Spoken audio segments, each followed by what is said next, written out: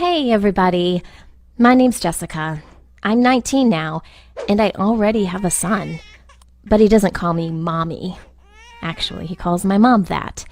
And I haven't seen him for several months already because she is the one who is against my visits. I got pregnant when I was 17. Of course, neither I nor my boyfriend Jacob were happy when we heard this news. Since I was underage, I had no other option but to tell my mom about everything. Even though she freaked out and yelled at me at first, she still took me to the doctor for a consultation. Of course, I was scared and worried, especially since I'd read a bunch of stuff about the procedure on the internet, and it definitely wasn't light fiction. But it was good to have my mom nearby, even though I knew she was mad at me. But then the doctor came in and said that due to some physical issues of mine, this pregnancy could be the only one for me, and that getting an abortion could bring even more complications for my health. My mom immediately rushed to the doctor and began asking her about something, but I didn't hear anything and was just sitting on the couch and feeling the tears that were running down my face. Jacob's reaction to that news was, well, my mom predicted it with 100% accuracy. He simply began saying that he was very busy whenever I called him on his cell phone. And then eventually he said that he had to leave town because of his job and disappeared from my life. You can be sure that I was inconsolable in my sobbing. And Mom never tried to make it easier for me. She just kept saying that I deserved it for my recklessness. Jacob reappeared in my life the same day that Cody was born. He brought flowers and a huge pack of diapers and said that he was sorry that it took him months to understand that the time for him to grow up had come. I don't know. I felt so calm and safe near him, and I got that image in my head that everything was going to be great for all of us. But with all those new responsibilities with the baby, the sleepless nights and everything, I became really exhausted. And that made Jacob act irritated constantly. Long story short, one day he just packed his belongings and left. I found a job at a local mall and a nice daycare for my son so that both my mom and I could work and provide a living for the three of us. But there were other guys working with me who were the same age and who led their lives completely different from mine. They would hang out together and always tell me about their weekends by the beach and so on. And very soon, I began envying them and got this feeling that I was missing something in my life. I got home from work and all I did was change diapers, play with Cody, and read to him. And it was not because I wanted to, but because I had to. And whenever I was on the phone with my friends or trying to relax in the bath, he began crying and demanding all my attention, and that just pissed me off. It really seemed like he did everything on purpose, just to make me mad. For example, sometimes I went out with my friends at night, and my mom was okay with looking after Cody, but she wanted me to put him to sleep first. It's just, for some reason, he could only fall asleep when I was next to him. And really often, I had to lull him for a whole 2 hours, which made me really nervous. And when he finally fell asleep, I had no strength to go anywhere anymore. While on a regular evening, when I had no plans, he would fall asleep in like 10 minutes. I hated that. So I began staying late at work and telling my mom that I had additional shifts so that she would pick Cody up from daycare herself. Of course, I had fights with my mom because of that. You see, she was dating a nice man named Leo, and apparently she wanted to spend some time with him alone instead of babysitting her grandson. But I wasn't ready to sacrifice my time for her. One day, my mom just came and told me that Leo had gotten a cool job in another city, and he wanted her to go with him, and she said yes, and they were going to leave in a week. That news blew my mind. Maybe I overreacted, or it might have been a nervous breakdown or something, but when I heard that, I just dropped to the floor and began to sob. I never cried so hard in my life. I even had to use a paper bag just to breathe properly. I just imagined that I had to stay with Cody on my own for the rest of my life. Just the two of us. And that absolutely destroyed me. Since then, a hatred toward Cody was growing inside me. I didn't want to hold him in my hands or baby talk with him or anything. I had no intentions of kissing him or hugging him because I couldn't get rid of the thought that if I didn't have him, I'd be happy with a nice guy and wouldn't be alone. My mom saw everything and tried to talk to me about it a couple of times, but I had nothing to tell her. Then, right before the day of their departure, Mom entered my room to announce another decision of hers. And when I heard that she and Leo had decided to take Cody with them to that other city and leave me here on my own, my jaw literally dropped. I couldn't believe what I'd heard.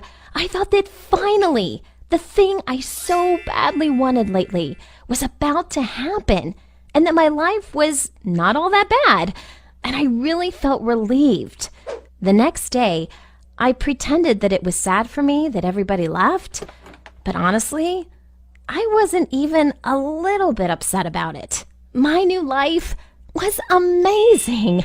I could hang out with my friends whenever I wanted to, and I caught up with all the new movies that I had missed. And the best part was that I finally could sleep through the whole night. Although, I must admit, there were a couple of nights when I woke up on alert because it seemed that I heard a baby crying, but it was just a dream. My mom and I called each other on Skype, and while we were talking, I felt that I missed her and Cody, but still, I liked my new life much more. And then I met David. He was very caring and gentle.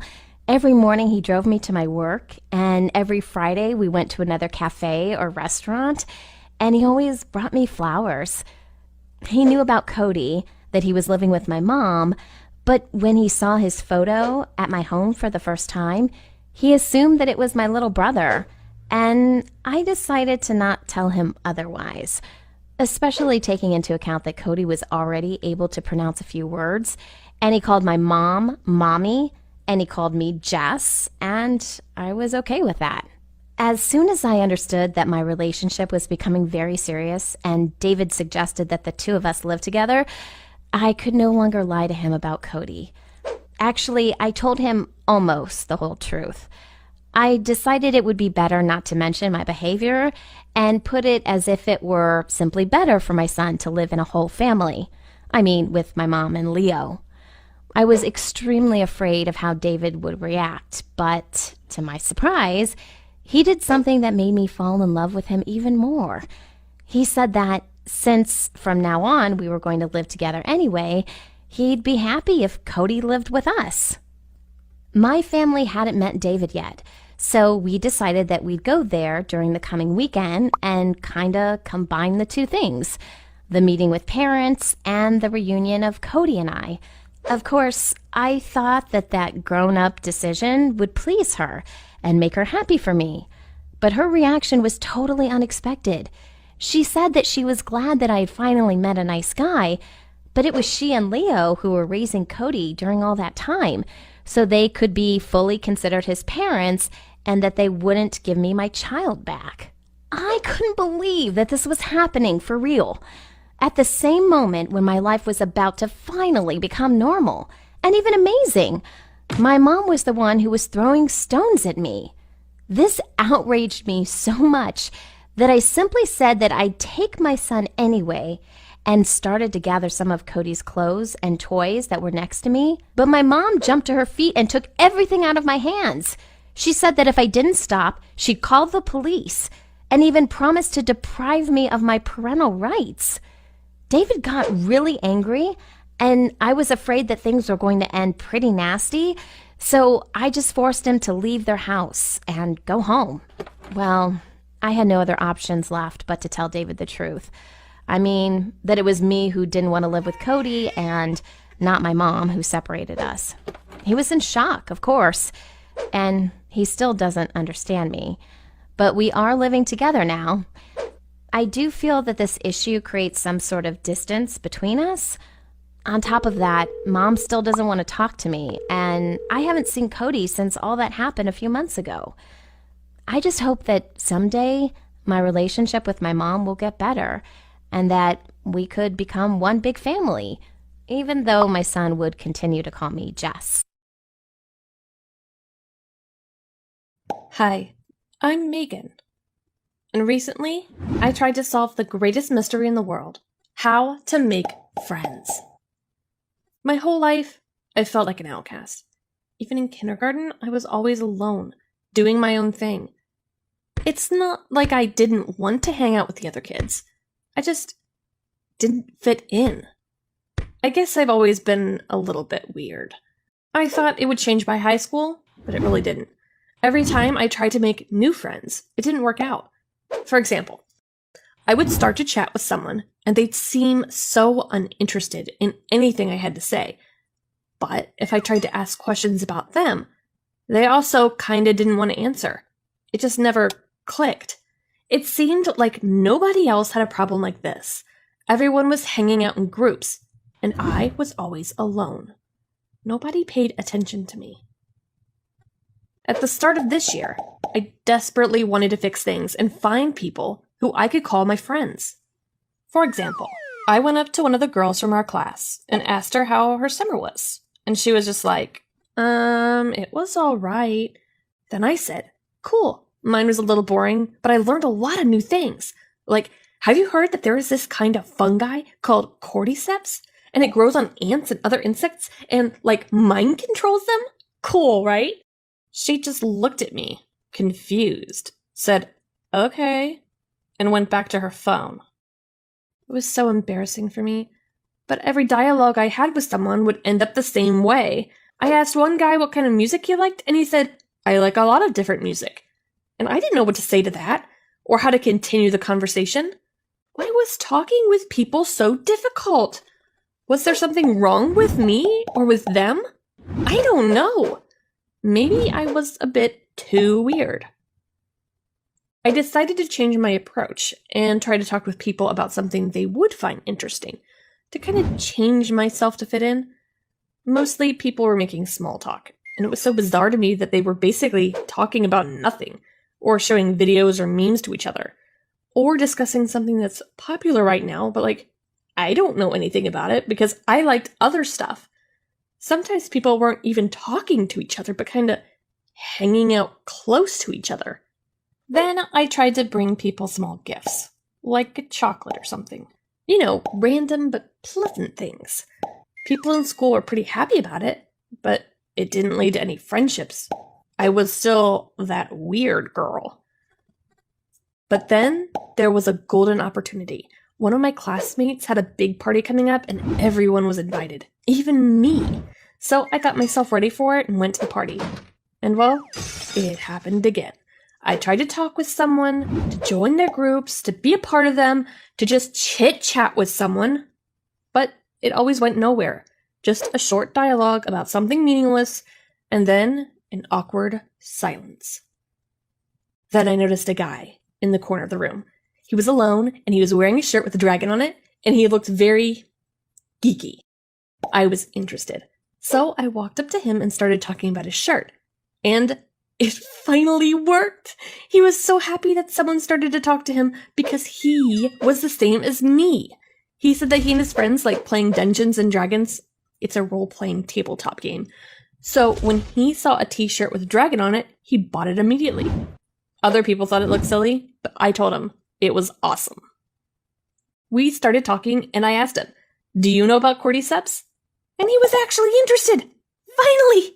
He said that he usually doesn't even go to parties, but decided to go this one time and regretted it. He said he and his friends gather to play Dungeons and Dragons and other board games every Saturday, and I could join if I wanted, even though there were no other girls.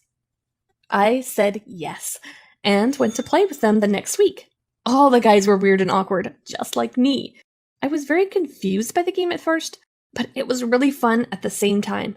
I finally found friends! I couldn't find friends because I was trying to fit in, instead of embracing my differences and finding people as weird and geeky as me.